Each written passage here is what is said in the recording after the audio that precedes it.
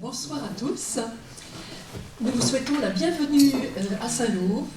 Merci d'avoir répondu nombreux à notre invitation pour préparer la venue du Messie avec Père Alain de Boudemange. C'est pas moi le Messie. Prêtre de la communauté de l'Emmanuel et qui enseigne la théologie à l'Université catholique. Nous sommes très heureux, Père Alain, de vous accueillir à nouveau pour cette fois-ci 3 conférences de l'Avent portant sur l'évangile de Saint Matthieu. Je vous laisse donc la parole et ce soir, vous allez nous parler de Jean-Baptiste, le prophète de l'Avent. Bonne conférence.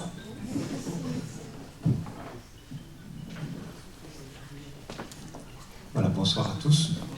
Je vous propose qu'on commence par ce qui est peut-être le plus important, c'est de nous mettre sous la lumière du Seigneur. Et pendant ce temps de l'Avent, je vous propose peut-être d'une manière particulière de nous mettre sous le regard de la Vierge Marie qui peut ouvrir notre cœur à la parole de Dieu. Au nom du Père, du Fils et du Saint-Esprit. Amen. Je vous salue Marie. Pleine de grâce, le Seigneur est avec vous. Vous êtes bénie entre toutes les femmes, et Jésus, le fruit de vos entrailles, est béni.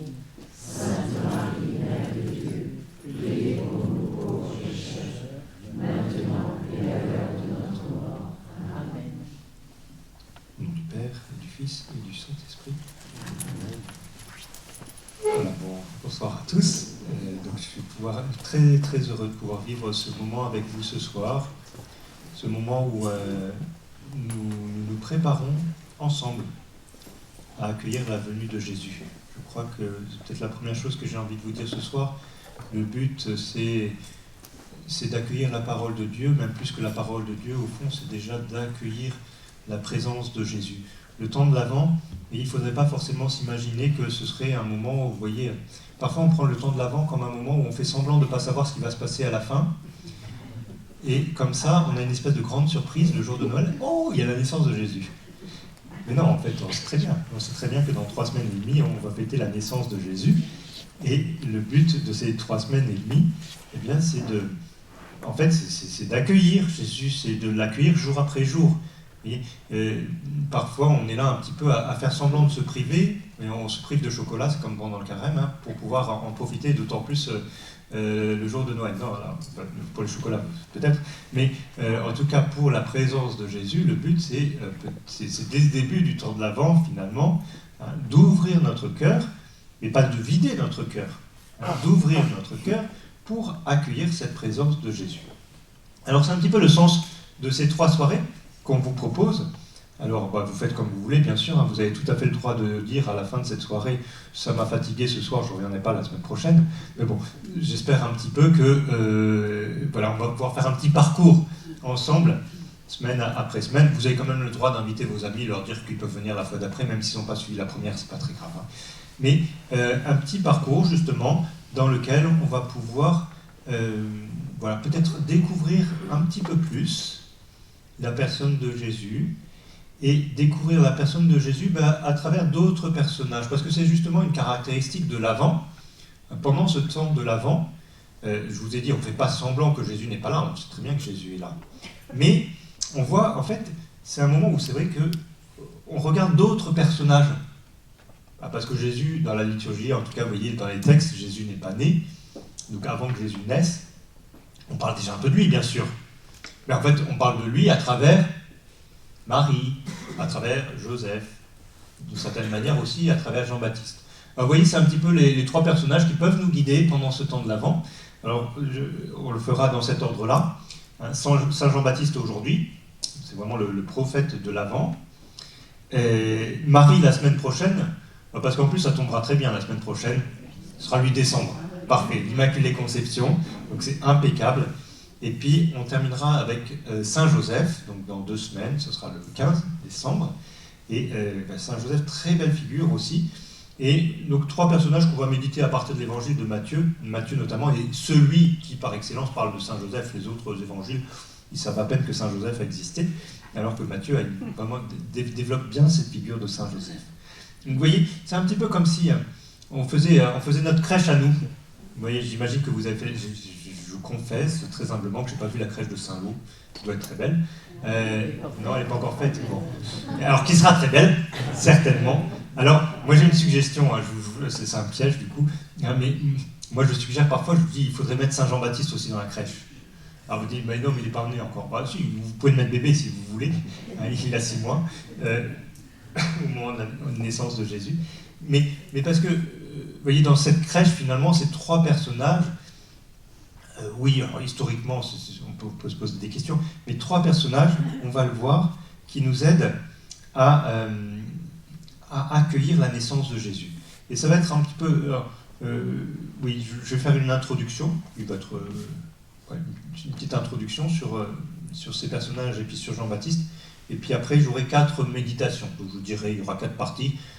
Comme ça, quand on est perdu dans une partie, qu'on arrive dans une autre, c'est le moment où on peut se réveiller, se dire, tiens, j'ai rien compris à la partie précédente, je peux essayer d'attraper la suivante. Mais non, mais parce que, enfin, vous voyez, je trouve que vous êtes vertueux quand même. Hein, parce que moi, mes étudiants, à 18h, ils n'en peuvent plus, et vous êtes venus à 20h30.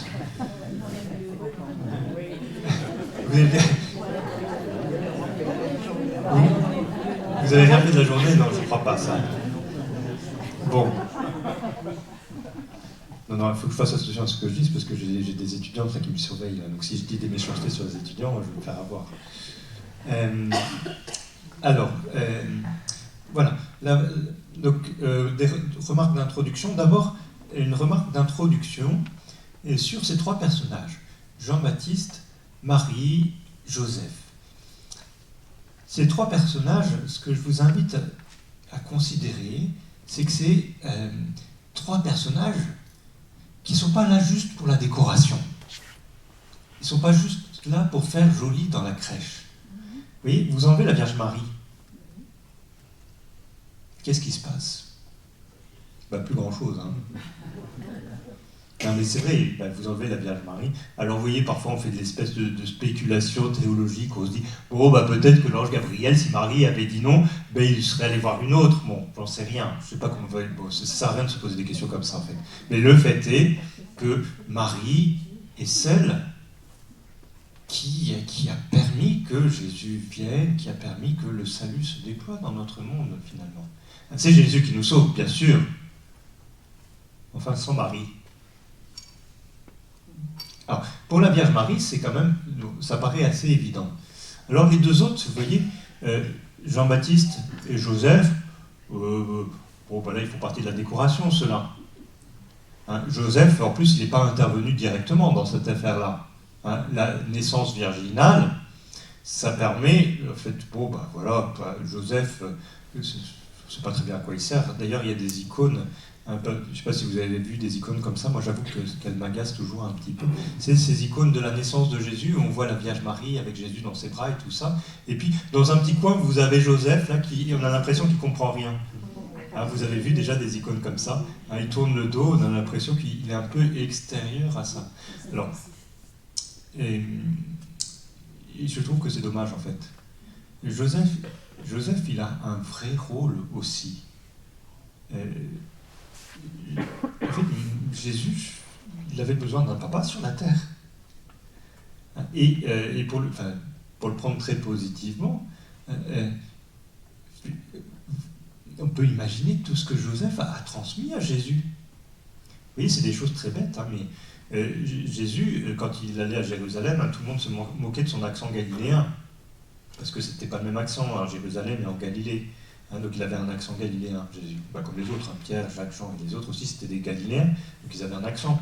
Mais l'accent galiléen de Jésus, il venait d'où? Il venait de Joseph. Hein. Il parlait. Mais non, mais vous apprenez la langue de votre papa, de votre maman, quoi. Joseph, il parle la langue de son papa, il a les mêmes tics de langage que Joseph. Pas que le Père du ciel, hein. Le Père du ciel, il n'a pas des tics de langage. Les manières de faire, le métier même, Jésus, l'humanité de Jésus, et toute sa vie concrète, elle est marquée par Joseph, comme n'importe quel garçon finalement est marqué plus ou moins, parfois ça peut être négatif, avec Joseph je pense que c'était pas trop négatif, hein, mais je pense que Jésus, physiquement, j'en sais rien, encore que peut-être que dans sa miséricorde, le bon Dieu a décidé que Jésus ressemblerait un peu à Joseph. Mais en tout cas, dans la réalité, vous voyez, dans le concret, d'ailleurs, même quand on parlait de Jésus, les contemporains de Jésus, quand ils parlaient de lui, ils disaient « N'est-il pas le fils du charpentier ?» Je ne sais pas de quoi est-ce qu'ils étaient au courant autour de la naissance virginale et tout ça, mais n'empêche que les gens ils disaient c'est le fils du charpentier. Ça veut dire que, voilà, enfin, il devait ressembler, peut-être qu'il avait pris le métier de Joseph, etc. Et donc voilà, enfin, il ressemblait à Joseph par plein des aspects. Alors pour le prendre un petit peu positivement, ça veut dire que, je vais le dire comme ça au fond, Jésus a eu besoin de Joseph, comme il a eu besoin de Marie. Pour le dire peut-être un petit peu plus précisément, et quand on parle de l'incarnation, quand on parle de Dieu qui vient dans la personne de Jésus, dans notre humanité, c'est ça qu'on médite quand on médite sur Jésus. On médite le fait que Jésus, il est vrai Dieu, on est d'accord, j'en reparlerai peut-être un tout petit peu, mais il est aussi vrai homme. Ça veut dire que Jésus, c'est pas Superman, c'est pas quelqu'un qui a fait semblant d'être homme. Il faut que vous l'imaginiez dans votre prière, dans votre imagination même, comme quelqu'un qui a tout vécu de ce que vit un homme. Et donc voilà, il a appris l'éducation de Jésus, la bonne éducation de Jésus, parce que Jésus est bien éduqué. C'est pas simplement Marie, c'est aussi Joseph, c'est les deux. Oui. Donc, ça c'est un peu pour remettre en lumière la figure de Joseph. Alors c'est assez à la mode, c'est une belle mode, toutes les modes ne sont pas négatives, mais c'est une belle mode, je trouve, de remettre Joseph à l'honneur. Vous voyez, depuis 5 ans maintenant, peut-être on a remis Saint Joseph dans la prière eucharistique. Je trouve que c'est une très très belle initiative. Bon. Mais Joseph, ce sera pour dans 2 semaines. Mais ce que j'ai dit sur Marie et sur Joseph, au fond, j'ai envie de le dire aussi pour Jean-Baptiste. Ça, c'est important. Et ça, on a peut-être un petit peu moins conscience de ça. Parce que Jean-Baptiste, on l'imagine, vous connaissez sûrement 2-3 bricoles sur Jean-Baptiste, c'est celui qui baptise, c'est celui qui dit « Voici l'agneau de Dieu qui enlève le péché du monde ». D'ailleurs, on ne comprend jamais très bien ce que ça veut dire, cette phrase, même si on l'entend souvent à la messe. Voilà, Jean-Baptiste, c'est celui qui mange des sauterelles, qui est vêtu bizarrement. On le met en prison, on le décapite aussi, ça on sait. Et puis, surtout, Jean-Baptiste, on l'appelle le précurseur. Celui qui prépare. Voilà, il fallait quelqu'un pour préparer la venue de Jésus.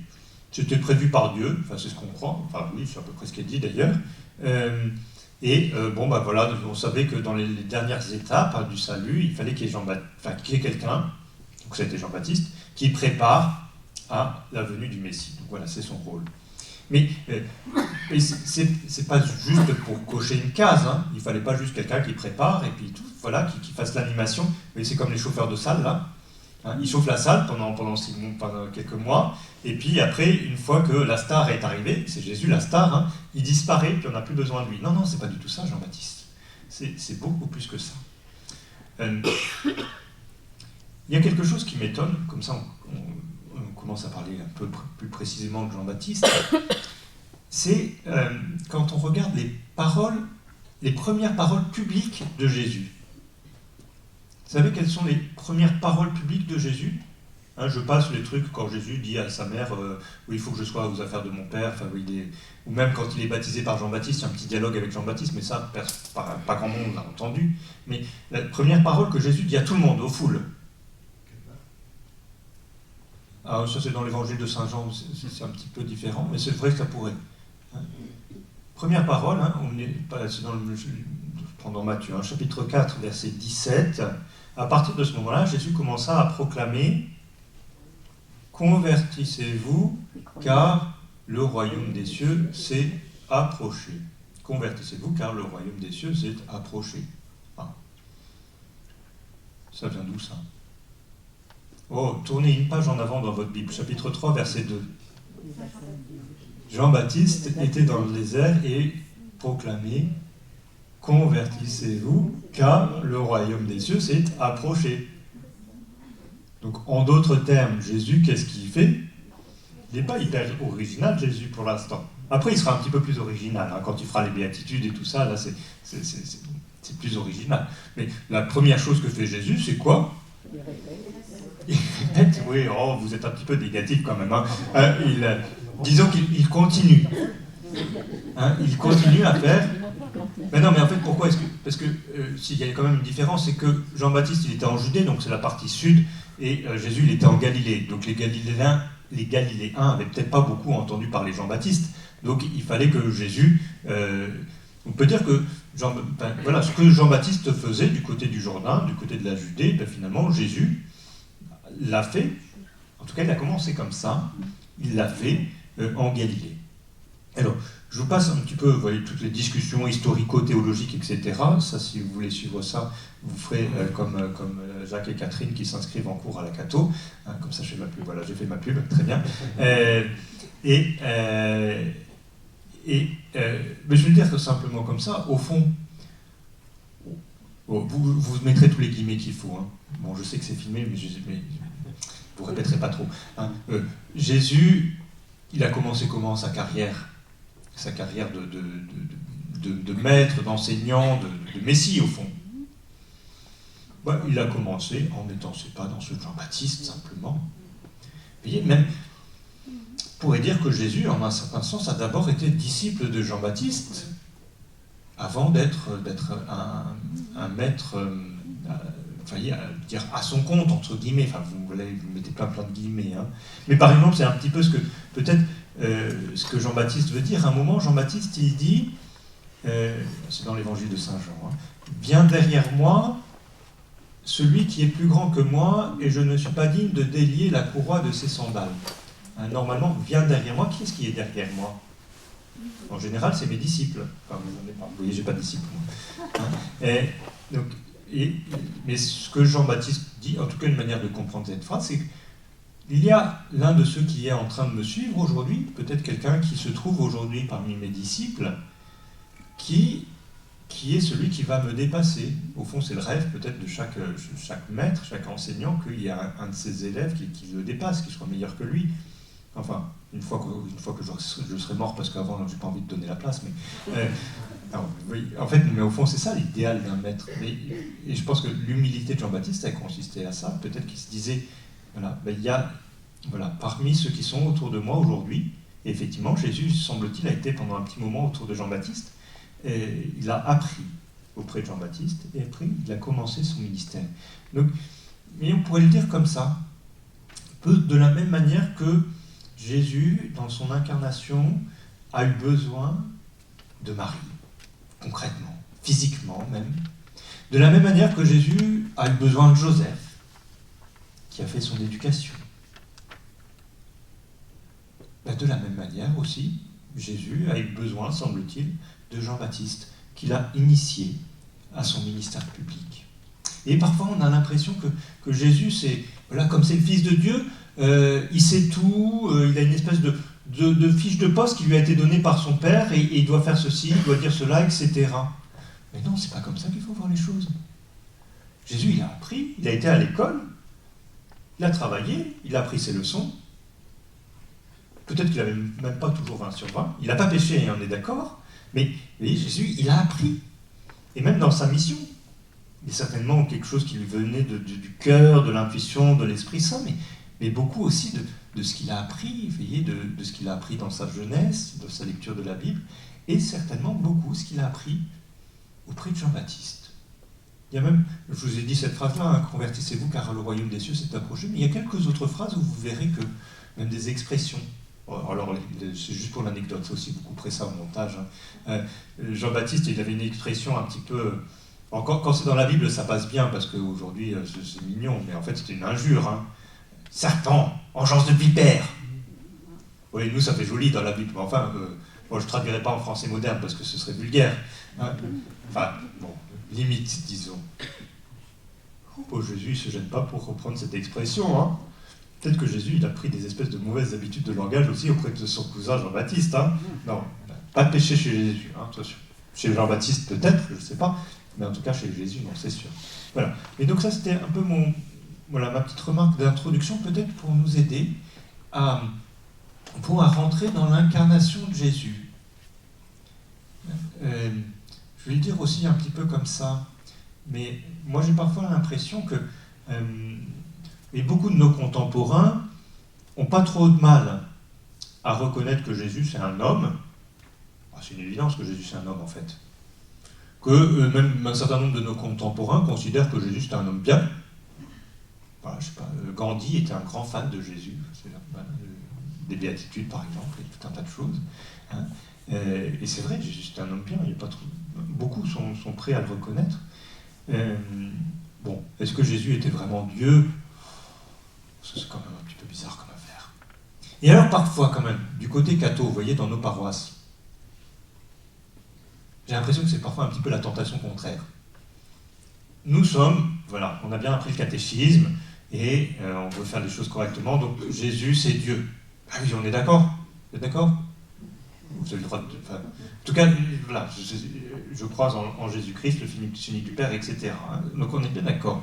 Mais je soupçonne que parfois, on a un petit peu la tentation, du coup, dans notre manière d'imaginer Jésus, de le prier, de pas complètement en faire un homme. Vous voyez, un petit peu un Jésus qui survole l'humanité, un Jésus qui fait des miracles sur demande, un Jésus qui sait tout par avance. Mais attendez, il faut vraiment tenir compte du fait que Jésus a vraiment vécu l'humanité. Il a eu besoin, en particulier de ces trois personnages, Marie, Joseph, Jean-Baptiste. Voilà. Mais on pourrait faire tout un tas de commentaires pour aller plus loin là-dessus. J'en viens donc, c'est toujours un petit peu dans ma grande introduction, à Jean-Baptiste. Donc Jean-Baptiste, c'est celui par lequel finalement on rentre dans le ministère de Jésus. Marie et Joseph finalement nous ont permis de rentrer dans l'enfance de Jésus. Mais Jean-Baptiste est celui qui prépare non seulement le ministère de Jésus, mais au fond chaque étape de Jésus. Ça c'est aussi quelque chose qui est très étonnant. Qu'est-ce qu'on nous dit sur Jean-Baptiste ? On nous dit, première chose, il prêche dans le désert, il proclame, convertissez-vous car le royaume des cieux s'est approché. Ça c'est le chapitre 3 de l'évangile de Saint Matthieu. Donc voilà, il est habillé bizarrement, en fait, comme les prophètes de l'Ancien Testament. Il dit qu'il faut se convertir, et puis il annonce que quelqu'un va venir, lui il baptise dans l'eau, et puis après il y aura celui qui va baptiser dans le feu. Très bien. Et puis il y a Jésus qui arrive, et donc au début Jean-Baptiste ne veut pas baptiser Jésus, mais Jésus lui dit qu'il faut quand même qu'il le baptise, et donc Jean-Baptiste qui est obéissant finit par le faire. Et voilà. Première étape. Donc, ministère de Jean-Baptiste, qu'est-ce qu'on a juste après ? Le ministère de Jésus. On nous dit juste entre les deux, il s'est passé juste un truc. Pourquoi est-ce que Jésus aussi a commencé son ministère ? Chapitre 4, verset 17 de l'évangile de Matthieu, c'est que 5 versets plus tôt, c'est le verset 12, si je ne me trompe pas, je ne sais pas vous dire de bêtises, c'est ça, verset 12. Ayant appris que Jean avait été livré, il se retira en Galilée. Jean est mis en prison. Attendez, pour Jésus, c'est quand même un drame cette affaire-là. Enfin, un drame. C'est inquiétant en tout cas. Et oui, là aussi, je fais peut-être un petit peu de l'imagination, mais Jésus, quand il voit que Jean-Baptiste a été mis en prison, qu'est-ce qu'il pense ? C'est qui le prochain sur la liste ? C'est vrai, si Jésus c'était un proche de Jean-Baptiste, que Jean-Baptiste a été mis en prison, si Jésus en plus il dit un peu la même chose que Jean-Baptiste, même cause, mêmes effets. Donc c'est aussi, on nous dit, ayant appris que Jean avait été livré, il se retira en Galilée. Attendez, pas fou. Jésus, c'est pas un kamikaze. Jésus, oui, il va donner sa vie pour nous, mais en attendant, Jésus, il va pas se jeter dans la gueule du loup. Donc on était en Judée, c'était plus très sûr comme territoire, en Galilée. On est un petit peu plus loin quand même. Ça va permettre à Jésus, au moins pendant quelques mois, peut-être quelques années, de vivre son ministère. Il va être inquiété assez vite, mais donc, Jean-Baptiste vit une étape, et cette étape, c'est aussi ce qui déclenche un peu. On pourrait même, là aussi, je fais peut-être un petit peu de spéculation, si Jean-Baptiste n'avait pas été arrêté, est-ce que Jésus aurait commencé son ministère ? Oh oui, peut-être quand même, mais visiblement, c'est un élément déclencheur quand même. Alors, bon, voilà. Alors après, il y a d'autres épisodes, je ne vais pas détailler tous les épisodes, mais c'est assez frappant. Hein. Si vous regardez, alors maintenant il y a des logiciels qui le font, mais de temps en temps je m'amuse à compter, j'ai un logiciel comme ça, et donc je tape combien de fois il y a Jean-Baptiste dans le Nouveau Testament. En fait, Jean, il faut le chercher avec Jean. Bon, il faut démêler parce qu'il faut mettre de l'autre côté. Il y a Jean l'apôtre hein, parfois, mais j'enlève les Jean l'apôtre. Mais Jean, c'est celui dont le nom apparaît le plus souvent dans le Nouveau Testament, à part Jésus, hein, après Jésus. Même plus souvent que Marie. Et c'est Pierre qui est pratiquement à égalité avec Jean. Hein, Pierre et Jean sont pratiquement... Pierre et Jean-Baptiste hein, sont pratiquement à égalité. Hein, mais, et puis bon, après, il y a Paul qui vient, parce que dans les Actes des Apôtres, il y a quand même un gros morceau sur Paul. Hein, mais Jean-Baptiste, c'est celui qui intervient très souvent, surtout dans les évangiles. Hein, donc à un moment, il est en prison, il pose des questions à Jésus. Est-ce que tu es vraiment celui qui doit venir ou pas? Ça, on en reparlera peut-être un petit peu. Et puis au chapitre 14 de l'évangile de Matthieu, alors là, il y a le drame. Jean est décapité.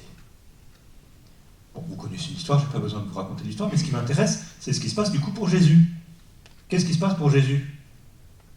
Bon, d'abord, il se retire en barque vers un endroit désert. Pourquoi? Parce qu'il a besoin de prendre un temps de digestion de ça. Et Jésus, c'est pas... Et on lui apprend la mort de son cousin. Il ne va pas dire, c'est pas grave, hein. Il ne va pas dire tout de suite, la vie continue. Attendez, enfin, c'est quand même celui qui l'a marqué, celui qui l'a... Donc il a besoin de digérer ça. Et puis là aussi, Jean-Baptiste meurt. C'est qui le prochain sur la liste? Et vous regardez, en fait, effectivement, à partir du chapitre 14 de l'évangile de Matthieu, ça change complètement. Jésus commence à dire à ses disciples qu'on va monter vers Jérusalem, qu'il va mourir, et que le troisième jour, il va ressusciter. Oui, Jean-Baptiste, c'est pas juste celui qui prépare le chemin, le chauffeur de salle, comme je vous le disais tout à l'heure, c'est celui qui prépare aussi chacune des étapes de Jésus. Jésus est arrêté, c'est le début du... Enfin, Jean-Baptiste est arrêté, c'est le début du ministère de Jésus. Jean-Baptiste est tué, c'est le début de la grande étape de l'évangile qui va nous conduire à la passion et à la résurrection. Et peut-être que même Jésus a certainement été marqué par ça. Mais aussi, alors, il ne faut pas faire la psychologie de Jésus, c'est très dangereux, on dit que c'est le meilleur moyen de dire des bêtises. Mais bon, je soupçonne quand même un petit peu que quand il a appris la mort de Jean-Baptiste, Jésus, peut-être, je pense qu'il a eu une espèce de prise de conscience supplémentaire que lui aussi, il allait vers la mort. Et une mort qui n'allait pas être une mort tranquille. Je pense peut-être que Jésus en avait conscience déjà avant, qu'il allait nous sauver en donnant sa vie pour nous, mais je pense qu'au moment où il apprend la mort de son cousin, pas simplement son cousin, celui qui l'a marqué, qui l'a façonné, vous voyez, Jésus, du coup, il s'oriente vers la passion. Voilà un petit peu pour quelques remarques générales sur Jean-Baptiste. Alors maintenant, je vous proposais donc peut-être 4 méditations, 4 réflexions, qui peuvent... En fait, mon but à travers ça, c'est que... En fait, si... Je vous prépare pour tout à l'heure, peut-être déjà. Si à la fin, vous sortez en disant « c'était très intéressant », ça me réjouira pas plus que ça. Si vous me dites « j'ai appris des choses », ça m'est à peu près égal. Si vous me dites... Enfin non, je vous demande même pas de me le dire d'ailleurs. Mais si... en fait, si vous ressortez ce soir avec quelque chose qui vous dit « ah ben oui, ça m'aide à vivre ce temps de préparation à Noël, c'est ça qui m'intéresse. » Oui. Alors c'est pour ça que vous voyez ces 4 petites réflexions, ça pourrait être un petit peu ça. Voilà, ici, voilà, une ou deux peut-être, qui puissent nourrir votre temps de l'Avent, ces 3 à 4 semaines de préparation. Alors, première méditation, Jean-Baptiste, c'est le prophète de l'attente. Il attend. Ça, c'est quelque chose qui devait être très surprenant pour Jean-Baptiste. Parce que là aussi, un peu comme pour Jésus, Jean-Baptiste, il ne faut pas que vous imaginez que sur sa table de nuit, il y avait la feuille de route. Alors Jean-Baptiste, tu vois, ce que tu dois savoir, c'est que tu es le précurseur. Donc tu prépares la venue de quelqu'un que tu reconnaîtras à tel et tel signe. Donc toi, il faut que tu prennes de l'eau, que tu baptises dans le Jourdain, mais... Non, attendez. Jean-Baptiste, il n'a jamais eu de feuille de route. Jean-Baptiste s'est laissé guider par l'Esprit Saint, mais vous qui vous laissez guider par l'Esprit Saint, vous savez bien aussi que l'Esprit Saint, il parle plus par mode d'intuition, par mode un peu de suggestion, que par des choses extrêmement claires et précises. Jean-Baptiste, il a tâtonné. Il se dit, oui, il y a celui qui vient derrière moi qui est plus grand que moi, mais attendez, mais comment... Enfin, Jean-Baptiste devait se réveiller chaque matin en disant, mais comment je vais le reconnaître, celui qui vient derrière moi? Alors à un moment, effectivement, Jean-Baptiste, il dit, voilà, j'ai vu l'Esprit Saint descendre sur lui. Enfin, comment il l'a vu? Comment il l'a reconnu? Alors certainement, vous voyez, Jean-Baptiste, il devait avoir une espèce d'attention. J'imagine qu'il se réveillait tous les matins en se disant, mais voilà, enfin, est-ce que c'est aujourd'hui que le Messie va venir, celui dont je prépare la venue, mais dont je ne sais pas trop qui il est, comment il est, etc. À un moment, Jean-Baptiste, il dit aussi, parce que ça, on est un petit peu confusé là-dessus, c'est que on se dit c'était le cousin et tout ça. Oui, Saint Luc, puis ils disent c'est Luc est le seul d'ailleurs, c'est le seul qui dit qu'ils étaient cousins. Mais à un moment, Saint Jean, il dit, il fait dire à Jean-Baptiste, je ne le connaissais pas. Ben, comment ça, il ne connaissait pas son cousin? Oh, bon, c'est comme moi aussi, il y a plein de cousins que je ne connais pas. Vous voyez, les cousins à la mode, je ne sais pas quoi là. Donc je pense, si effectivement Jean-Baptiste et Jésus étaient cousins, ce que nous dit Saint Luc, moi je pense que la représentation dans laquelle on voit la Vierge Marie avec Jean-Baptiste et Jésus, je ne suis pas sûr qu'elle est tout à fait exacte. Je ne pense pas qu'ils aient beaucoup joué ensemble dans leur enfance. Surtout qu'entre Nazareth et Ain-Carem, si Jean-Baptiste a grandi à Ain-Carem, il y a quand même 120 km, et on ne les fait pas tous les jours, ceux-là. Bon, donc Jean-Baptiste et Jésus, vraisemblablement, ne se connaissaient pas avant cette rencontre au Jourdain. Et donc Jean-Baptiste, je pense qu'il a dû vivre dans cette grande attention. À la limite, peut-être que j'aurais dû dire ça. Plutôt que prophète de l'attente, j'aurais dit peut-être, je vais dire ça comme ça alors. Prophète de l'attention. Vous voyez la différence peut-être entre l'attente et l'attention. C'est presque le même mot. Mais l'attente, c'est peut-être un petit peu passif. Bon, moi j'attends. J'attends que ça se passe, quoi. Non, l'attention. Ça veut dire que l'attention, un peu comme on l'a entendu dans l'évangile de dimanche d'ailleurs, c'est pas très loin de la veille. Ça veut dire que, voilà, il se passe apparemment pas grand-chose. Les journées ont l'air de se ressembler. Mais quand même, si j'ai la vigilance, si j'ai cette espèce de petite disposition du cœur qui me fait repérer ces petits indices de la présence de Dieu, ces petits indices que Dieu est en train de se manifester, que Dieu est en train de faire quelque chose, que Dieu est en train de se révéler. Alors, vous voyez, là, je suis vraiment dans l'attention. Alors, je pense que c'est un petit peu ce que Jean-Baptiste peut nous aider à vivre dans ce temps de l'Avent. Et ce temps de l'Avent, avec Jean-Baptiste, il peut être là pour ça. Voilà, on a vécu une année, voilà, 2022, qui est en train de se terminer tranquillement. On commence le mois de décembre, dernier mois, aujourd'hui, très bien. Voilà, et puis les choses, elles se déroulent, elles s'enchaînent, etc. Bon, parfois, on aimerait bien qu'il y ait un petit peu de... Parfois, il y a trop de nouveautés, j'en sais rien. Mais d'une manière ou d'une autre, c'est vrai qu'on est le risque, enfin la pente naturelle, c'est toujours un petit peu de ne plus veiller, de diminuer notre attention. Alors voyez là maintenant où les nuits sont longues, là où il fait froid peut-être aussi un petit peu, ça peut être comme la liturgie nous y invite beaucoup ces jours-ci, c'était la liturgie de la fin du temps ordinaire, du début du temps de l'Avent aussi, une liturgie qui nous invite à cette attention. Est-ce que comme Jean-Baptiste, dans ma journée, je regarde ces signes du royaume de Dieu? Est-ce que je suis attentif à entendre Dieu qui parle dans le silence, dans le secret de mon cœur, par sa parole, par les circonstances? L'attention. Deuxième méditation, je vous propose de regarder Jean-Baptiste comme le prophète de la conversion et de la décision. Et Jean-Baptiste, excusez-moi pour le mot aussi, c'est un prophète péchu. Non mais c'est vrai, en fait ce qu'il proposait, c'était pas un truc de rigolo. Convertissez-vous, etc., parce que le royaume des cieux s'est approché. Et puis, c'est quelque chose j'ai jamais osé, mais j'ai toujours rêvé quand j'étais en paroisse, hein, le jour où on parlait de Jean-Baptiste, de mimer Jean-Baptiste dans mon église. Mais j'ai jamais osé parce que je me suis dit que ça allait faire peur aux paroissiens qu'ils allaient partir. Mais non, mais vous imaginez, le gars, il est habillé n'importe comment, avec son poil de chameau, ça ressemble à rien quand même cette affaire-là. C'est presque indécent d'ailleurs. Hein. Et puis, il est en train de gueuler, parce qu'il n'y a quand même pas vraiment d'autres mots dans l'église, enfin non, dans l'église, dans le désert, heureusement c'est dans le désert. Hein. Il y a de quoi le prendre pour un cinglé. Convertissez-vous car le royaume des cieux s'est approché. Non mais c'est... Voilà. Et puis, serpent, engeance de vipère, qui vous a suggéré de fuir la colère qui vient, là quand les pharisiens et les sadducéens arrivent. Produisez donc un fruit digne de repentir, n'allez pas dire en vous-même, Dieu, nous avons pour père Abraham, hein, parce que je vous le dis, la cognée, c'est la grosse hache là, qui est à la racine des arbres, on va tout couper et jeter au feu. C'est quelque chose d'extrêmement impressionnant. Mais moi, ce qui m'impressionne encore le plus, c'est que les gens vont écouter.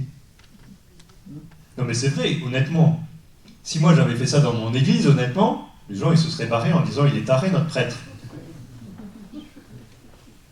Ça c'est peut-être ce que vous êtes en train de vous dire, bon d'accord. Mais les Juifs ils l'ont écouté Jean-Baptiste. Ils sont venus se faire baptiser par Jean. Mais c'est quand même un truc extraordinaire quand même. Non mais parce que parfois, on est très un peu dur hein, sur les Juifs contemporains de Jésus en disant, dis donc, ils n'ont pas accueilli Jésus, ils ne sont pas convertis, ils ne l'ont pas reconnu. Oh, bah, attendez, quand même, avant d'être dur avec eux, c'était une belle génération, les contemporains de Jésus. Moi je comprends que le Messie soit venu à cette période-là, parce que, ok, tout le monde n'a pas su l'accueillir, mais enfin, il y en a quand même pas mal qui l'ont accueilli, et notamment qui ont écouté Jean-Baptiste. Et pour aller un petit peu plus loin, qu'est-ce qu'il proposait Jean-Baptiste ? Il proposait quelque chose... il proposait le baptême. Alors vous, le baptême, ça vous parle, vous avez vu les photos de votre baptême, vous avez vu les baptêmes de vos enfants, de vos petits-enfants, voire même de vos arrière-petits-enfants, et donc c'est mignon tout ça, mais qu'est-ce que c'était que le baptême au moment de Jean-Baptiste ? C'était un truc péchu. Ça veut dire que le baptême, Jean-Baptiste vous a dit, convertissez-vous car le royaume des cieux s'est approché, vous lui avez fait confiance, ça veut dire que vous vous dites, il est bien possible que d'ici demain ou après-demain, Dieu soit venu dans le monde. Et si Dieu est venu dans le monde, il faut qu'il me trouve dans bon état. Et donc le baptême, ça nous purifie, je ne sais pas très bien, mais en tout cas, ça marque le fait que j'ai décidé de me convertir. Hein, concrètement, effectivement, alors il y a ce symbole de la purification. Concrètement, si j'accepte la prédication de Jean-Baptiste et si j'accepte son baptême, ça veut dire, je descends dans le Jourdain. Dans le Jourdain, je vais déposer tous mes péchés, un peu symboliquement, mais ce n'est pas juste un espèce de rituel. Ça veut dire, je décide qu'à partir de ce moment-là, je ne pécherai plus. Et je ressors du Jourdain et je décide qu'à partir de ce moment-là, je vais rester dans un état de pureté où je suis prêt à accueillir Dieu. Si Dieu arrive demain, après-demain, voire un petit peu plus tard si ça met un peu plus de temps, je reste dans cet état-là. Un peu, vous voyez, comme on dit hein, quand on se confesse, alors j'oublie toujours la formule là. Je prends la ferme résolution de ne plus vous offenser et de faire pénitence. C'est ça voilà. Mais en fait, il y avait un petit peu... le baptême de Jean-Baptiste, c'était un petit peu ça. Sauf que nous, quand on va se confesser, on a un peu l'arrière-pensée. Ouais, enfin, dans un mois, j'y retourne. Hein. Enfin, il y en a certains qui disent... il y en a certains qui sont en train de dire... peut-être plus d'un mois, d'ailleurs. Bon, ça, je fais ma page de pub, je sais pas quand est-ce qu'il y a la soirée de confession, mais enfin, pour Noël, c'est pas mal. Hein. Mais c'est vrai que nous, parfois, on a un peu... de toute façon, je repêcherai. Mais alors du coup, oui, c'est peut-être un peu réaliste, je vous l'accorde, mais est-ce que quand même, on a, prophète de la conversion et de la décision, hein, cette ferme résolution, cette décision de nous mettre à la suite de Jésus. Oui, d'accord, on sait qu'on est faible, on sait qu'on est pauvre, on sait qu'on est pécheur, bien sûr. Hein, il ne s'agit pas de s'enorgueillir ou de devenir un peu pélagien. Vous voyez, je fais les choses à la force du poignet. C'est pas ça que je veux dire, hein, surtout pas. Mais parfois, on a peut-être un petit peu de mal à se décider. Et on se dit, je devrais. Alors on y va, avec courage, détermination. je tombe. C'est pas grave. C'est pas grave si tu tombes. Ce qui est grave, c'est si tu te relèves pas. Mais tu tomber, c'est pas grave. Mais voilà, si on n'avance pas parce qu'on a peur de tomber, ben, ça va pas. Donc voilà, Jean-Baptiste, prophète de la conversion et de la décision, vous voyez ce baptême, moi j'aime beaucoup ce baptême, ça m'impressionne aussi un petit peu, ce baptême de Jean-Baptiste, celui qui décide. Oui, mais dans notre vie, vous voyez certainement dans votre vie, il y a eu des moments comme ça, non? Des moments où vous avez décidé un truc, mais une décision qui a engagé la suite de votre vie. Pensez pas simplement d'ailleurs, vous voyez, à votre mariage, à votre vocation religieuse ou je ne sais quoi, mais même, vous voyez, même presque certainement pour chacun d'entre nous, il y a eu le moment où j'ai décidé que j'allais vivre comme chrétien. Peut-être le moment où j'ai décidé d'abandonner tel ou tel truc qui m'empêchait vraiment d'avancer. Ou je sais pas, certains ça peut être renoncer à une relation, pour certains ça peut être renoncer à une pratique, peut-être ça peut être ou faire un choix de mission, ou j'en sais rien. Mais voilà, Jean-Baptiste, prophète de la conversion et de la décision. Donc le temps de l'Avent, ça peut être un beau moment pour ça. Vous voyez, peut-être qu'il y en a certains qui se disent ce soir, mais oui, effectivement, je vois bien que j'ai une décision, ou que j'ai une conversion à vivre dans ma vie. Bon, et il n'y a pas d'âge pour ça. Si vous avez 85 ans, vous ne vous dites pas non, mais c'est bon, j'ai passé l'âge. Non, mais excusez-moi, j'ai beaucoup de respect pour vous. N'ayez pas de... Non, mais derrière mes manières un petit peu comme ça, vous n'y voyez pas des manques de respect ou de la négligence. Mais voilà, jusqu'à la fin de sa vie, jusqu'à la fin de notre vie, nous avons des décisions à prendre, nous avons des conversions à vivre. Ça va ? Donc il m'en reste plus que 2, c'est bon, vous tenez le coup. Alors Jean-Baptiste aussi, prophète de la réflexion et de la recherche. Je vous disais tout à l'heure, Jean-Baptiste, il ne faut pas imaginer un gars qui savait tout par avance. Ça avait beau être le précurseur de Jésus, donc celui qui avait cette mission quand même tout à fait particulière de préparer le terrain pour le moment le plus important de l'histoire, n'empêche qu'il se retrouvait un petit peu démuni. Alors oui, je sais que j'ai une grande mission, mais alors, quoi, comment, etc. Je ne savais pas trop. Bon, je dis la Vierge Marie, ce sera pour la prochaine fois. Marie aussi, Marie, elle n'avait pas la feuille de route complète. Marie, quand elle a paumé l'enfant qui avait 12 ans, là, elle n'en menait pas large. Mais Jean-Baptiste, vous voyez, c'est ça aussi. Et puis, la scène qui est la plus frappante, j'ai commencé à l'évoquer tout à l'heure, c'est au chapitre 11 de l'évangile de Matthieu. Jean-Baptiste est dans sa prison. Il est dans sa prison, et c'est pas une prison drôle. Je ne sais pas depuis combien de temps il est dans sa prison, ça fait sûrement des mois. Bon, peut-être pas des années encore, parce qu'il ne se passe pas tant de temps que ça, mais c'est long, le temps dans la prison. Je n'ai jamais expérimenté, mais vous voyez, peut-être vous aussi, il y en a certains d'entre vous qui expérimentent la durée du temps. Il y a des choses qui sont longues, peut-être les malades en particulier. Le temps est long. Et Jean-Baptiste, justement, c'était le prophète, je vous ai dit que c'était le prophète de l'attente, mais je ne suis pas complètement persuadé que dans les caractéristiques de Jean-Baptiste, il y avait la patience. Jean-Baptiste était plutôt « dépêchez-vous de vous convertir parce que le royaume des cieux approche ». Et Jean-Baptiste, il est dans sa prison. Jean-Baptiste, il est dans sa prison, et il se dit au début que ça ne va pas durer longtemps. Pourquoi ? Parce que le royaume des cieux est proche. Sauf que ça dure un peu plus longtemps que ce qu'il avait prévu. Et puis, il a reconnu en Jésus le Messie. Donc il se dit que c'est bon. Sauf que Jésus, il est en train de raconter les béatitudes, il est en train de faire des guérisons. Et Jean-Baptiste, il ne comprend pas comment le royaume des cieux s'est approché, il est toujours dans sa prison. Et alors il envoie poser cette question à Jésus. Est-ce que tu es celui qui doit venir ? Ou est-ce qu'on doit en attendre un autre ? Et Jean-Baptiste, il se pose des questions. Il réfléchit. Il discerne. Il cherche. Es-tu celui qui doit venir ou devons-nous en attendre un autre ? Et c'est même très touchant comme scène. Alors il y a des commentateurs qui disent en fait Jean-Baptiste, il n'avait pas de problème, il savait très bien que Jésus c'était le Messie, mais en fait il voulait que ses disciples qu'il envoyait à Jésus, comme ils allaient poser la question à Jésus, que Jésus allait répondre oui c'est moi le Messie, que les disciples de Jean-Baptiste, du coup, ils s'accrochent à Jésus. Vous voyez, une espèce de petite magouille, là, pour que les disciples de Jean-Baptiste se détachent de lui et aillent s'attacher à Jésus. Je ne suis pas très sûr de ça. Moi, je pense que Jean-Baptiste, il réfléchissait vraiment. Oh, un doute, c'est peut-être un peu trop fort, mais une vraie question.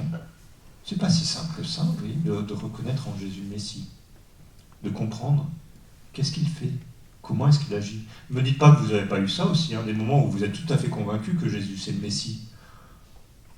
Mais enfin, quand même, il ne pourrait pas s'occuper un peu de moi. Et pourquoi est-ce qu'il fait ça? Pourquoi est-ce qu'il permet ça? Pourquoi est-ce que le temps semble aussi long?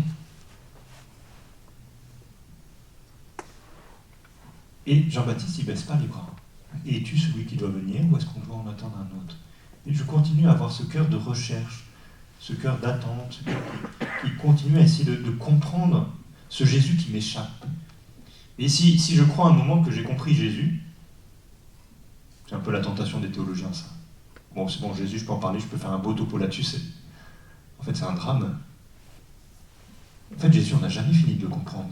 Et le temps d'avant, ça peut être ça aussi. Et un moment où... non, mais enfin, honnêtement, si on me demandait de parler 10 minutes de Jésus, j'y arriverais. C'est pas si évident que ça, en fait. Il y a un moment où on est un peu sec, et puis, si on me pose une question sur Jésus, un petit peu...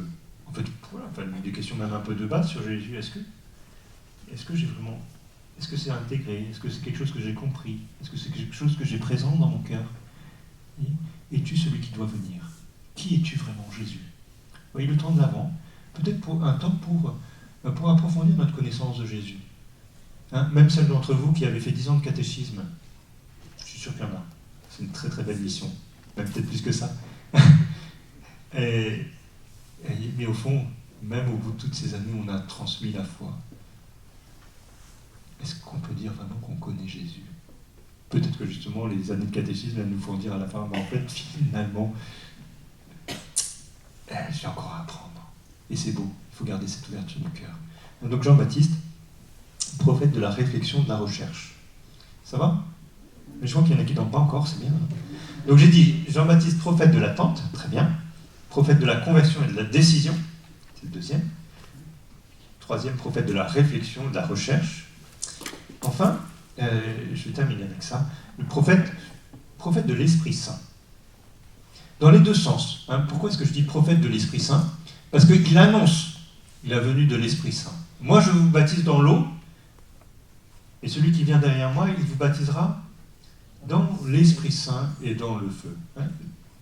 Et Jean-Baptiste, au fond, et souvent on dit c'est celui qui annonce la venue de Jésus. Oh, vous voyez, Jésus ne vient pas tout seul, il vient aussi avec l'Esprit Saint.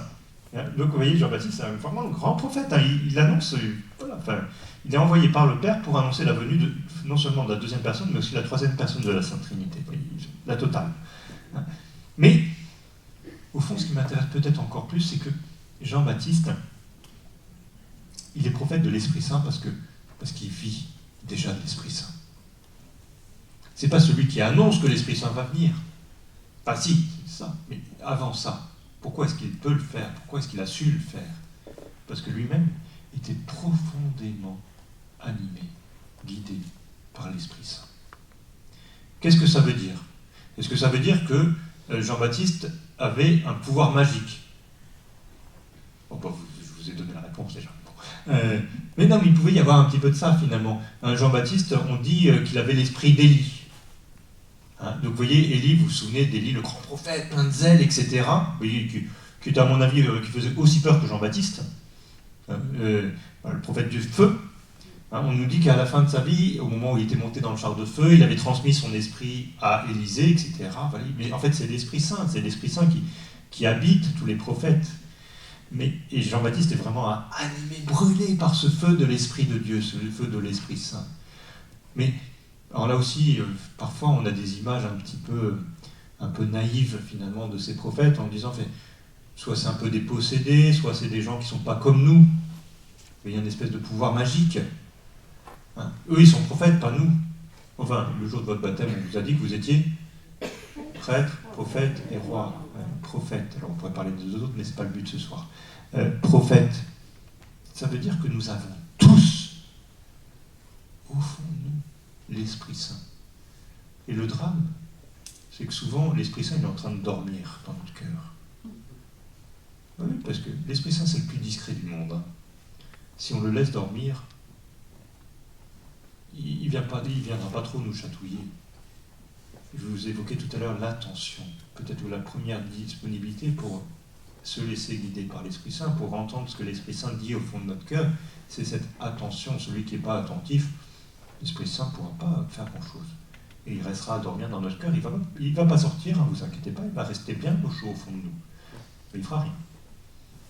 L'Esprit Saint, c'est celui que nous accueillons si nous voulons bien entendre cette voix qui résonne au fond de notre cœur, cette parole que Dieu vient déposer au fond de nous et qu'il nous faut savoir accueillir. Et méditez sur Jean-Baptiste. Jean-Baptiste, comme je vous l'ai dit tout à l'heure, on ne nous dit jamais que Jean-Baptiste a eu une vision. On ne nous dit jamais que Jean-Baptiste a eu l'ange Gabriel qui lui est apparu. Joseph l'a eu, Marie l'a eu. Jean-Baptiste, non, rien. Il a peut-être vu l'esprit qui descendait sur Jésus au baptême, mais enfin il n'a pas vu sur lui, il a vu sur Jésus. Mais Jean-Baptiste, il avait cette espèce d'attention constante à cet Esprit Saint qui parlait en lui, et qui a fait plein de choses, cet Esprit Saint en lui. Il lui a inspiré les bonnes paroles. Convertissez-vous, car le royaume des cieux s'est approché. Il lui a inspiré les bons gestes. Ce geste du baptême, c'était un truc génial quand même. Il lui a fait reconnaître Jésus. Viens derrière moi, celui qui est plus grand que moi. J'ai vu reposer sur lui l'esprit. Mais Jean-Baptiste, c'était un authentique homme spirituel. Certainement, j'imagine un homme de prière. Et dans le désert, qu'est-ce qu'on fait souvent dans le désert? Rien. Ou si, qu'est-ce qu'on fait? On prie, et que ça à faire. C'est pour ça que parfois on peut aller dans le désert, ou au sens propre ou au sens figuré. Mais dans le désert, voyez, c'est pas le lieu du vide, c'est le lieu de la plénitude de Dieu. C'est le lieu où on est enfin disponible peut-être pour accueillir cette parole de Dieu qui vient résonner en nous. Et voilà, je crois que c'est un vrai enjeu, peut-être en particulier pour nos générations chrétiennes, de réaccueillir cet Esprit Saint. Mais c'est pas quelque chose d'extraordinaire. Hein. Et parfois, on se dit, l'Esprit Saint, c'est pour les charismatiques, là, c'est très, très, très impressionnant et tout ça. J'ai rien contre les charismatiques. Hein. J'en fais partie, d'ailleurs, paraît-il. Mais en fait, moi, ce que je voudrais vous témoigner, c'est que c'est simple, en fait. C'est pas un truc compliqué pour des gens exceptionnels qui ont un état de sainteté tout à fait particulier. En fait, au contraire, la disponibilité à l'Esprit Saint, l'accueil de l'Esprit Saint, comme Jean-Baptiste, c'est se simplifier le plus possible pour écouter cette voix de Dieu simplement qui parle au fond de notre cœur et nous laisser guider par elle. C'est tout. Rien de plus. Et si nous écoutons cette voix qui parle au fond de nous, ça nous emmène très loin. Et c'est très beau. Voilà. Jean-Baptiste, prophète, je crois, de l'Esprit Saint, au sens où il nous apprend et il nous aide, peut-être aussi pendant ce temps de l'Avent, à accueillir l'Esprit Saint. Ça va? Bon, vous avez retenu Jean-Baptiste, prophète de l'attente, attention. Jean-Baptiste, prophète de décision, oui. Conversion, décision. Jean-Baptiste, prophète de la réflexion, recherche, et prophète de l'Esprit Saint. C'est bien, parce que moi j'avais besoin de vérifier sur mon papier.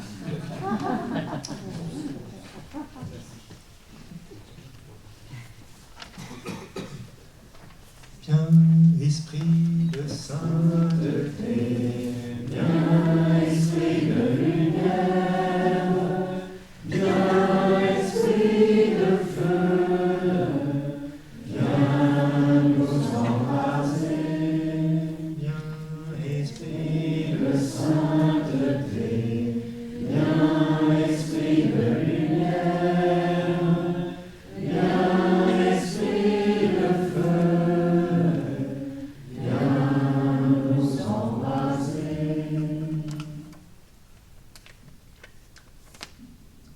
Il y a un moment, pour ceux qui souhaitent poser des questions, s'il y a des questions.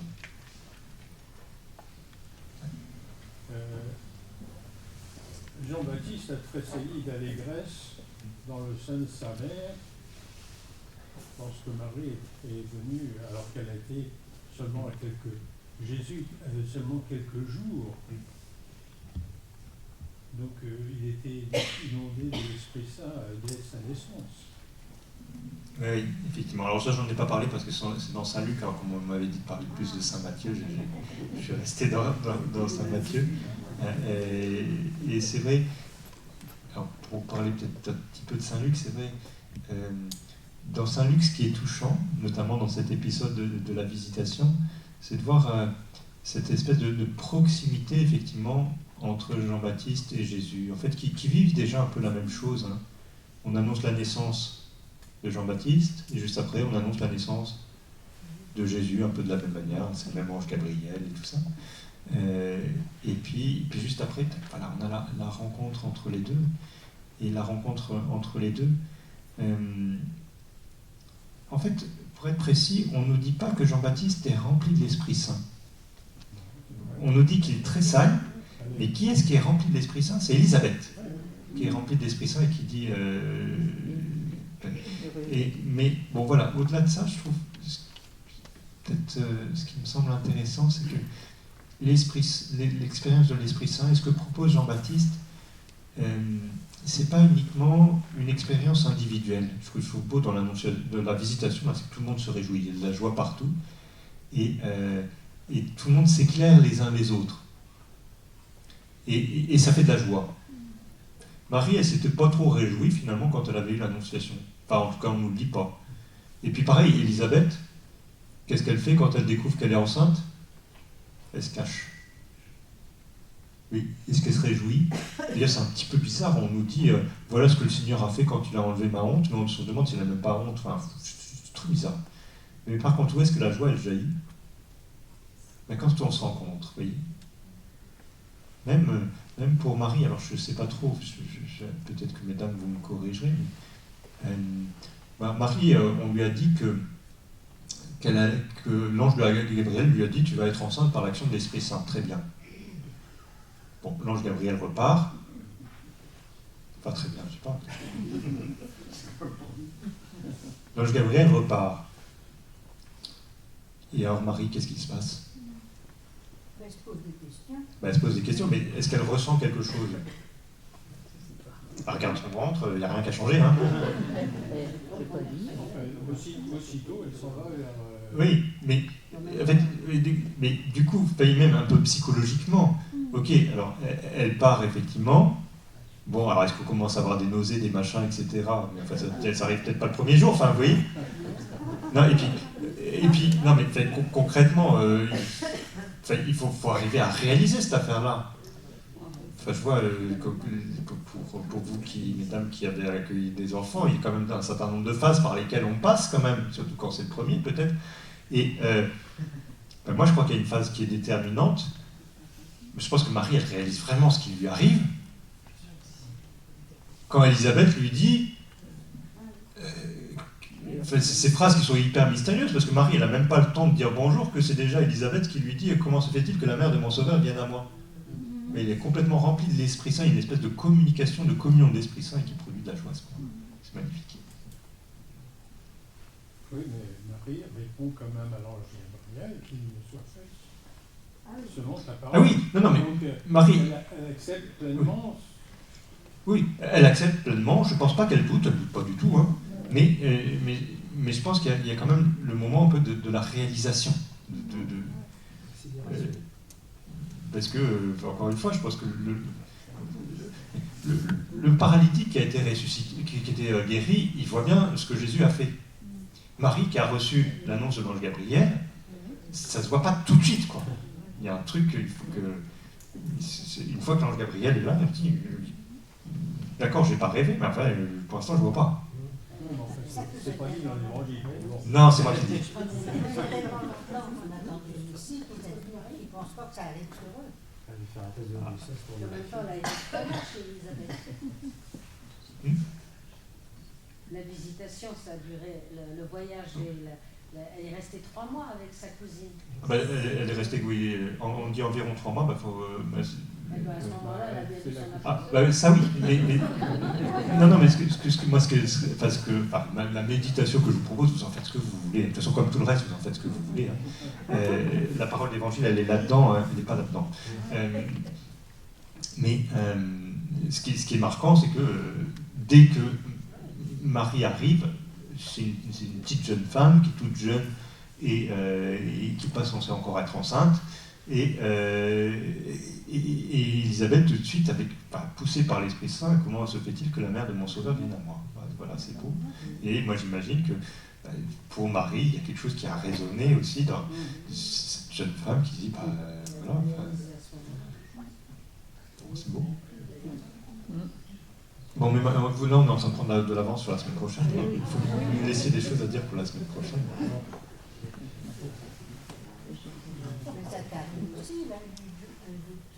Ah ben, non, Zacharie, c'est pas Zacharie aussi a eu un doute. Zacharie, lui, a eu un doute, oui. Ouais. Mais peut-être pour... ça, c'est quelque chose qui est un petit peu étonnant. Moi, ça m'a longtemps interrogé, peut-être encore un peu quand même. Zacharie pose une question, il se fait gronder par l'ange. Marie, elle pose une question, comment cela va-t-il se faire? Mais l'ange lui dit, je ne la gronde pas du tout, et puis au contraire, il lui donne des explications. Comment ça se fait? Un peu un traitement de faveur, là, non? Ah non, je crois pas. C'est quoi la différence entre les deux?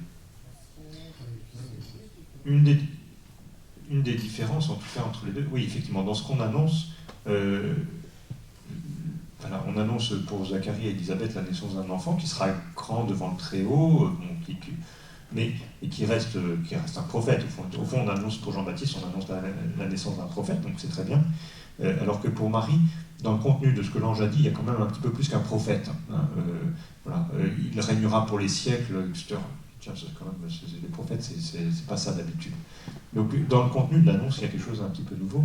Et puis, il y a aussi une différence, c'est que, franchement, un homme qui est vieux, qui est marié à une femme qui est vieille et stérile, qui ont prié pendant longtemps, qui sont pieux, qui sont exemplaires, qui sont pleins de foi, etc., auquel un ange arrive, vous êtes capable d'écrire la suite, non? Bon, normalement, vous voyez, si on a un minimum de culture biblique, comme je vous rappelle que Zacharie était quand même prêtre, donc il était censé avoir un peu de culture biblique, donc il sait très bien qu'il est exactement dans la situation de Abraham et Sarah. Et qu'est-ce qui leur est arrivé à Abraham et Sarah? Il y a eu un ange qui est arrivé, qui a annoncé la naissance d'un enfant, et qu'est-ce qui s'est passé? Il y a eu un enfant.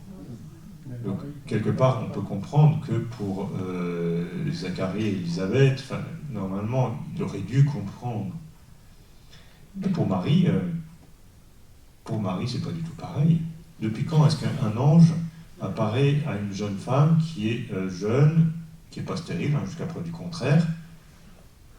C'est quelque chose qui est nouveau, ça n'arrive jamais dans l'Ancien Testament. Dans l'Ancien Testament, l'ange qui apparaît à des femmes vieilles et stériles, pas dire que ça toutes les pages, mais ça arrive quand même de temps en temps. Alors que pour Marie, en fait, c'est très très nouveau comme situation. Et Jean-Baptiste et Jésus sont à la fois très proches et en fait très différents. C'est ça que je fais, très proches et très différents. C'est ça un peu le paradoxe, on a parfois du mal à penser ça. Soit on pense très proche, mais alors du coup, vous voyez, on en a deux prophètes, un qui est un tout petit peu meilleur que l'autre. Soit très différent. Bon, Jean-Baptiste, c'est le précurseur, vous voyez, c'est le chauffeur de salle, mais la star, c'est Jésus. Alors qu'en fait, c'est bien les deux. Jean-Baptiste et Jésus se ressemblent, vous voyez. Je pense que les contemporains de Jésus, quand ils voyaient Jésus, ils se disaient, c'est marrant, il nous fait penser à Jean-Baptiste. Et en même temps, il est aussi très nouveau. Attendez, on n'a jamais vu ça quand même. Mais les deux, c'est vraiment les deux.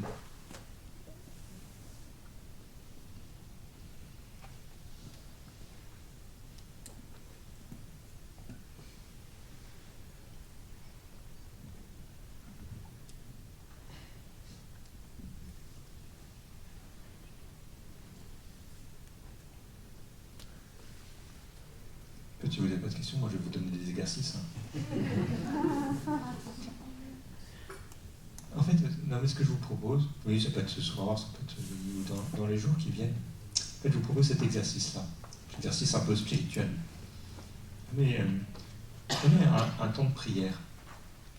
Et puis dans ce temps de prière, vous voyez, vous allumez une bougie, vous mettez une icône peut-être, vous fermez les yeux. Et avec ce que je vous ai raconté ce soir et surtout ce que vous avez compris ce soir, vous faites dans votre tête, dans votre cœur, le film de Jean-Baptiste. D'accord ? Là, ce soir, vous êtes imaginé des trucs sur Jean-Baptiste. Peut-être un petit peu plus que... Voilà. Enfin, vous avez peut-être découvert des trucs ou pas, c'est pas très grave.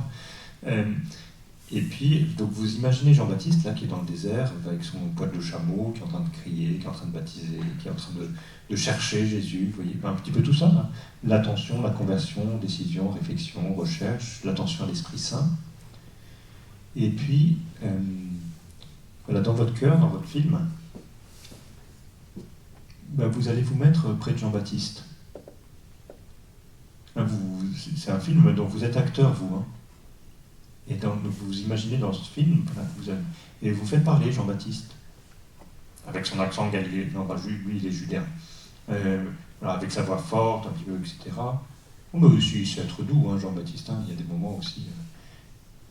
Voilà. Et puis vous allez engager la conversation un petit peu avec Jean-Baptiste. Vous allez me dire, oui, mais ça c'est mon imagination. Ouais, vous savez, le Seigneur, il peut parler dans votre imagination. Il peut dire des belles choses. Hein. Si le Seigneur il vous a donné une imagination, c'est pas juste pour la décoration. Hein. C'est très utile, même pour la prière. Hein. Et puis, allez papoter un petit peu avec Jean-Baptiste pendant un moment. Allez demander à Jean-Baptiste, mais tiens Jean-Baptiste, comment est-ce que je peux me préparer en fait pendant ce temps d'avant ? Puis vous écoutez ce que vous dit Jean-Baptiste. Alors vous allez me dire encore, mais non, mais ça c'est moi qui imagine, ça vient pas de Dieu, ça vient de moi. Oui, mais pourquoi ce serait exclusif ? Pourquoi est-ce que ce qui viendrait de vous, ça ne viendrait pas de Dieu aussi ? Ah, mais comment je sais ? Utilisez juste votre bon sens. Si ça sonne juste, c'est qu'il y a des chances que ça vienne de Dieu. Si c'est bizarre, laissez tomber. C'est pas grave, hein ? Non, c'est pas grave, c'est pas noté comme exercice. Mais si ça peut servir à ce que le Seigneur vous parle, vous donne une bonne direction, puis au pire, si ça sonne juste et que ça vient pas de Dieu, que vous le faites. Vous voyez, si ça vient pas de Dieu, mais que vous dites quand même, ça me donne, voilà, j'ai l'impression qu'en fait, ce qu'il faut que je fasse pendant ce temps d'avant, c'est ça. C'est grave. Bon, si c'est bon, c'est que ça vient de Dieu d'une manière ou d'une autre. Hein. Oui, mais ce dialogue, petit dialogue intérieur, on va passer 10 minutes comme ça avec Jean-Baptiste. Vous ne perdrez pas votre temps. Puis en plus, ça peut être rigolo par moment. Non, mais c'est vrai. Non, mais ça fait peur un peu comme ça au début, Jean-Baptiste, la première fois, il nous fait un peu peur. Mais en fait, vous savez qu'il est gentil. Hein, vous allez parler un peu avec lui. Hein, quand il parle aux foules, il crie un peu fort, là, comme ça et tout ça. Mais quand il parle tranquillement à ses disciples, vous voyez, vous glissez parmi les disciples, là. Puis vous allez lui demander, mais Jean-Baptiste, qu'est-ce que tu en penses, là ? Là, dans la situation dans laquelle je suis, là, avec mes enfants, dans mes activités, avec ma prière et tout ça, qu'est-ce que tu en penses là ? Comment je peux vivre ce temps d'avant ? Je vous dis pas que je vous poserai la question la prochaine fois. Non, parce qu'après, si je vous dis ça, vous n'allez pas revenir la prochaine fois. Alors,